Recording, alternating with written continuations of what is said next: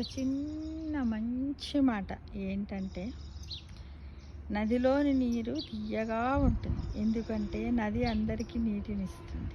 సముద్రము లేని నీరు ఉప్పుగా ఉంటుంది. ఎందుకంటే సముద్రము నీటిని తీసుకుంటుంది కదా. ఎటువైపు ప్రవహించకుండా ఉండే నీటికి దుర్గంధం ఉంటుంది.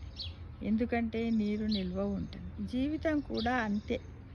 నదిలాగా అందరికీ సాయం చేస్తూ ఉంటే మధురంగా ఉంటుంది. సముద్రంలా కేవలం తీసుకుంటూనే ఉంటే ఉప్పుగా, అనగా కొద్ది రోజులకి అందరితో దూరం పెరుగుతుంది ఫ్రెండ్స్. అలాగే నిలువ నీరులా అసలు ఎవరికి ఏది ఇవ్వకుండా ఉంటే జీవితం నిరర్థకంగా మారిపోతుంది.